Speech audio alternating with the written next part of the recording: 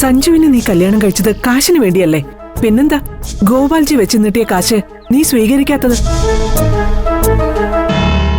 നീ സഞ്ജുവിനെ ശരിക്കും ഇഷ്ടപ്പെട്ടു തുടങ്ങിയോ? പിന്നെ ഇഷ്ടപ്പെടാൻ പറ്റിയൊരു മുതല്.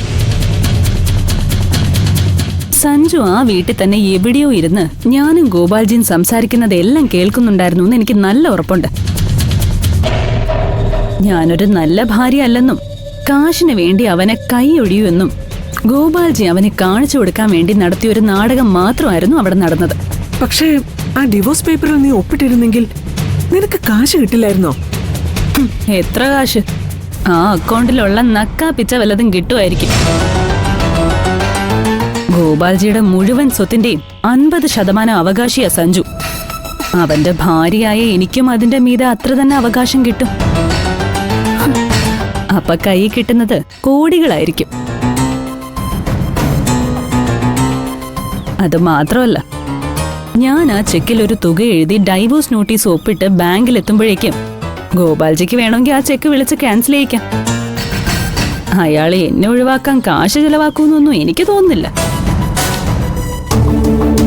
എന്തായാലും എന്നെ സഞ്ജുവിന് മുമ്പിൽ കുറ്റക്കാരിയാക്കാൻ ഗോപാൽജി കളിച്ച നാടകം പൊളിഞ്ഞു. ഞാൻ അവിടെ വെച്ച് നടത്തിയ പ്രകടനം കണ്ട് സഞ്ജുവിന് എന്നെ കൂടുതൽ വിശ്വാസമായി കാണും. ഗോപാൽജി വെളുക്കാൻ തേച്ചത് പാണ്ടായി. ഗോപാൽജിയെ പോലെ കുരുട്ടുബുദ്ധിയുള്ള ഒരാളെ നീ പറ്റിച്ചല്ലോ. അപ്പൊ നീ നിസ്സാരക്കാരിയല്ല. ഹോ, ഇപ്പോഴെങ്കിലും എനിക്ക് കഴിവുണ്ടെന്ന് അമ്മയ്ക്ക് ബോധ്യപ്പെട്ടല്ലോ. എനിക്ക് ആശ്വാസമായി. ഇതിനേക്ക് ഒരു കഴിവായി കാണുന്നത് ശരിയാണോന്ന് എനിക്കറിയില്ല. പക്ഷേ ഇങ്ങനെ സ്വന്തം കാര്യം നോക്കാനെങ്കിലും നിന്നെ കൊണ്ട് കഴിയുന്നുണ്ടല്ലോ, അത്രയും ആശ്വാസം.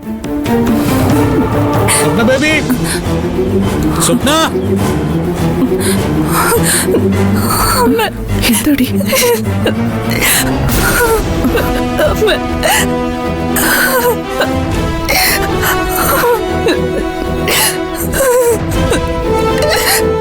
എന്നാലും ഗോപാൽജിക്ക് സഞ്ജുവിന്റെ ജീവിതത്തിൽ നിന്ന് ഒഴിഞ്ഞു പോകാൻ എന്നോട് പറയാൻ എങ്ങനെ മനസ്സ് വന്നു? ഒന്നുമില്ലെങ്കിലും ഞാൻ അദ്ദേഹത്തിന്റെ പേരെ കുട്ടി ചുമക്കുമല്ലേ.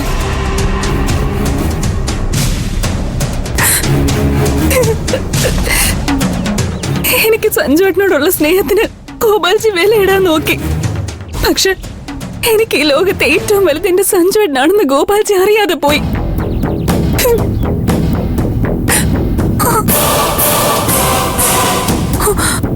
അയ്യോ, സഞ്ജുവേട്ടനപ്പോ വന്നു, ഞാൻ ശ്രദ്ധിച്ചില്ല.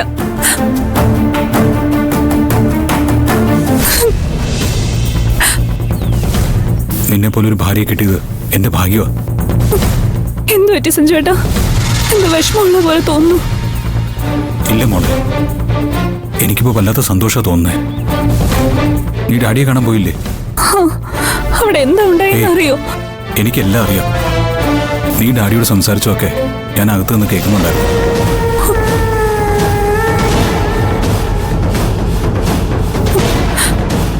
അതെന്തിനാ? സഞ്ജുവേട്ടന് എന്നെ വിശ്വാസം ഇല്ലായിരുന്നോ? അതല്ല മോളെ, നീ എത്ര നല്ല ഭാര്യയാണെന്ന് ഡാഡിയെ കാണിച്ചു കൊടുക്കാനുള്ള ഒരവസരമാണതെന്ന് എനിക്ക് തോന്നി. അതുകൊണ്ടാ ഞാൻ ആ നാടകത്തിന് കൂട്ടുനിന്നത്.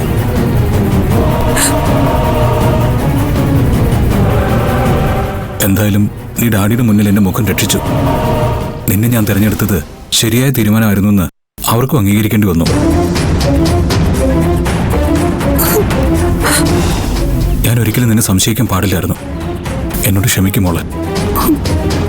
സാരമില്ല സഞ്ജുവേട്ടാ, ഇനിയെങ്കിലും സഞ്ജുവേട്ടൻ എന്റെ സ്നേഹത്തെ സംശയിക്കാതിരുന്നാൽ മാത്രം മതി. അതിനെ അപമാനിക്കുന്നതിന് തുല്യവാ. ഒരിക്കലും ഇല്ല മോളെ. ഇനി ദൈവം തമ്പുരാൻ വന്ന് പറഞ്ഞാലും ഞാൻ നിന്നെ സംശയിക്കില്ല. സഞ്ജുവേട്ടൻ പോയി കുളിച്ച് ഫ്രഷ് ആവാൻ നോക്ക്. ഞാൻ ഭക്ഷണം എടുത്തു വെക്കാം. ശരി മോളെ.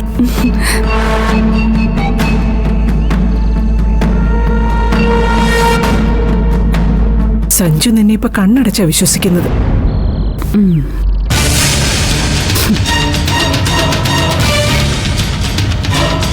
ഇതുപോലെ തന്നെ ഗോപാൽജിയുടെ വീട്ടിലുള്ളവരുടെ വിശ്വാസവും പിടിച്ചു പറ്റി ആ വീട്ടിൽ കയറണം.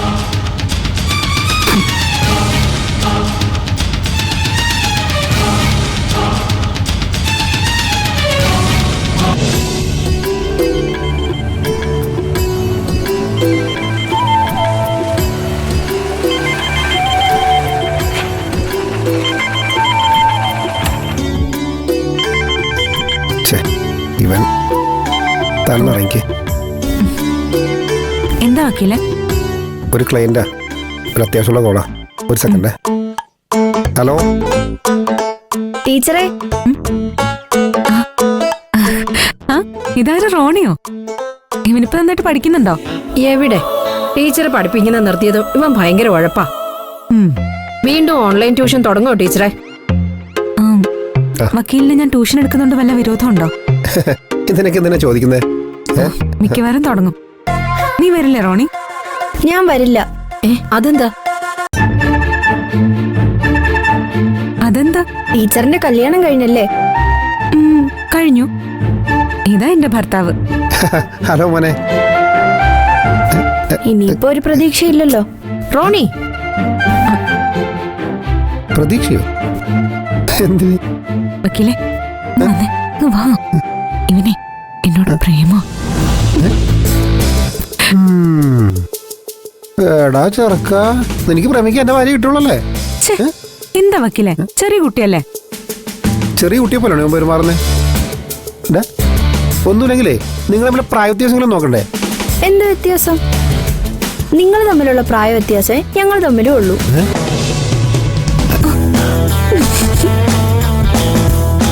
എടാ അതിന് എനിക്ക് പ്രായം കൂടുതലല്ലേ? നിനക്കൊക്കെ മുട്ടയെന്ന് വിരിയും മുമ്പ് പ്രേമിക്കൂടല്ലടാ. പ്രേമിക്കുന്നതിനെ പ്രായം ഒരു തടസ്സമല്ല ഏട്ടാ. സ്നേഹിക്കാനേ ഒരു മനസ്സുണ്ടായാ മതി. ഓ സോ ക്യൂട്ട്. എന്ത് ക്യൂട്ട്? ഒരു ടീച്ചറോട് സംസാരിക്കുന്ന ഭാഷയാണത്. ചെക്കനെ വിളിച്ചോണ്ട് പോയിക്കേ. സോറി ടീച്ചറെ, നിനക്കുള്ളത് ഞാൻ വീട്ടിൽ എത്തിയിട്ട് തരുന്നുണ്ട്. എന്നെ കല്യാണം കഴിച്ചില്ലെങ്കിലും സാരമില്ലായിരുന്നു.